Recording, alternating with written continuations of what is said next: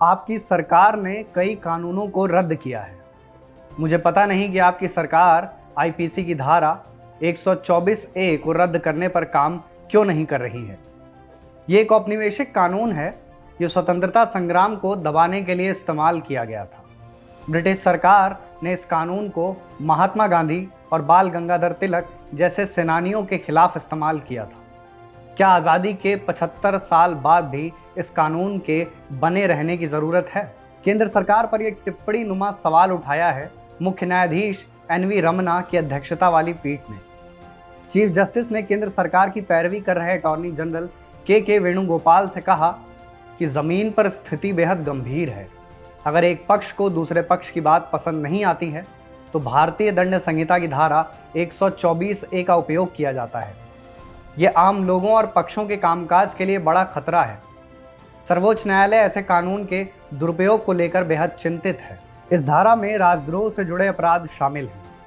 Chief justice ने स्पष्ट किया कि सुप्रीम कोर्ट आईपीसी की धारा 124 ए की संवैधानिक वैधता को चुनौती देने वाली याचिकाओं पर विचार करेगी। पीठ ने सवाल करते हुए कहा, हमारी चिंता कानून के दुरुपयोग और जवाबदेही में कमी से जुड़ी हुई है। ये कानून आज़ादी के 75 साल बाद भी क्यों बना हुआ है?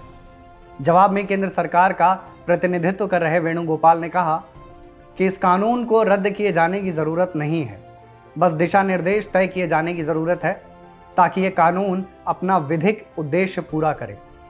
इस मामले में दोष सिद्ध होने की दर बेहद कम है। चीफ जस्टिस ने आईटी एक्ट की धारा 66 ए का हवाला देते हुए कहा, इस कानून को ही देखिए, इसे रद्द किए जाने के बाद भी हजारों मामले दर्ज किए गए। अगर कोई पुलिस किसी के खिलाफ कदम उठाना चाहती है तो वह 124 ए लगा सकती है। ये धारा लागू होते ही सभी डर जाते हैं। ये ऐसे मसले हैं जिन पर गौर किए जाने की ज़रूरत है। हमारी चिंता कानून के दुरुपयोग और कार्यपालिका की ओर से किसी भी तरह की जवाबदेही न होने से है। एक पूर्व सैन्य अधिकारी ने इस कानून की संवैधानिक वैधता को चुनौती देते हुए याचिका दायर की थी। सुप्रीम कोर्ट ने अब इस संबंध में केंद्र सरकार को नोटिस भेजा है। साथ ही इस तरह की तमाम याचिकाओं को भी शामिल कर लिया है। पीठ के मुताबिक याचिकाकर्ता ने अपना पूरा जीवन देश सेवा में न्यौछावर कर दिया है। ऐसे में यह कहना सही नहीं है कि एक मोटिवेटेड पिटीशन है। पूर्व मेजर जनरल एसजी वॉम्बर्ट केरे का तर्क है कि यह कानून अभिव्यक्ति की आज़ादी के मूल अधिकार पर गंभीर रूप से हमला करता है। उन्होंने दावा किया कि राजद्रोह के मामलों से जुड़ी धारा 124 ए पूरी तरह से असंवैधानिक है और इसे रद्द किया जाना चाहिए। इसके पहले मणिपुर और छत्तीसगढ़ के दो पत्रकारों किशोर चंद्र वांगखेमचा और कन्हैयालाल शुक्ल ने भी इस पर याचिका दायर की थी, जिस पर सुप्रीम कोर्ट ने केंद्र सरकार को अपना पक्ष रखने का आदेश दिया था। इस कानून के साथ सबसे संवेदनशील बात यह है कि इस मामले में गिरफ्तारी के लिए पुलिस को वारंट की ज़रूरत भी नहीं होती है।